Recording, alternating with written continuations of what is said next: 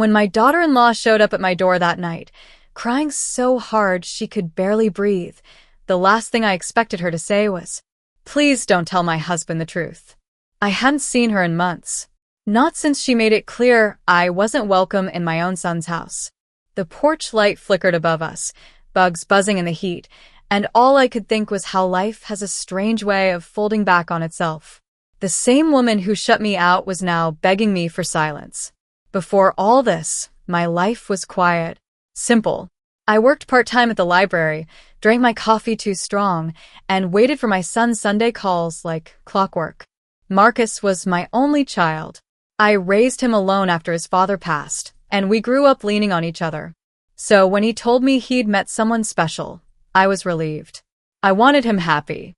I wanted him settled. Her name was Vanessa. She was polite, well-dressed, always smiling, but never warm. The first time she came over, she hugged me lightly, like I was made of glass. At dinner, she barely touched her food. When I asked about her family, she dodged the question. When Marcus laughed too loudly or shared childhood stories, she'd gently squeeze his arm, like a reminder to stop. I told myself I was imagining things. Then they got married fast. 6 months from engagement to wedding. I offered help. She refused everything. I wasn't invited to the rehearsal dinner.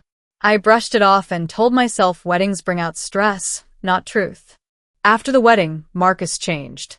Calls became texts. Texts became silence. One day, when I asked if I could stop by, Marcus called me, his voice tight. "Mom, Vanessa thinks it's better if we take some space." Space. That word landed heavy. I didn't argue. I didn't push. But weeks turned into months. Holidays passed. My calls went unanswered. Gifts were returned unopened. I hadn't even met my grandchild. I cried quietly at night, wondering how I became a stranger in my own son's life without ever being told why. Then one Tuesday evening there was a knock. Vanessa stood on my porch, shaking, makeup smeared, eyes swollen. "I didn't know where else to go," she sobbed. I didn't invite her in right away. I just looked at her, really looked. For the first time, she didn't look powerful. She looked terrified. That's when she told me the truth. Before the wedding, Vanessa had been married before. Not divorced. Married. Her husband had been deported years earlier. She never told Marcus. She rushed the wedding because she was afraid the truth would come out. And now, paperwork had started moving again. Her secret was catching up to her. "If Marcus finds out," she cried, "I'll lose everything." I felt my chest tighten, not with anger, but disappointment. "You banned me," I said quietly. "You took my son away from me to protect a lie." She dropped to her knees. "I was scared of you," she whispered. "Mothers see everything." That part hurt the most because it was true. I didn't scream. I didn't threaten. I told her one thing. "You need to tell him. Or I will." She begged. She promised. She swore she'd fix everything. 3 days later, Marcus called me. "Mom, why didn't you tell me sooner?" His voice was broken. Vanessa had confessed. The marriage was annulled within months. The house they bought together was sold.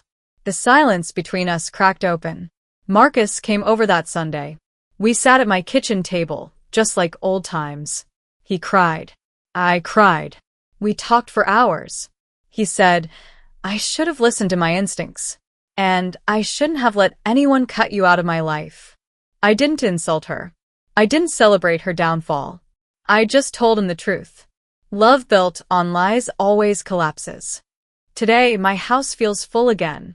My son calls every Sunday. I finally held my grandchild in my arms. The pain didn't disappear, but it softened. I learned something important through all this. Sometimes, people don't push you away because you're wrong.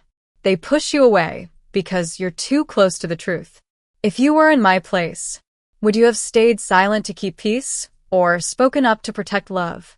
Tell me in the comments. And if this story touched you, don't forget to subscribe. You never know whose truth is waiting to be told.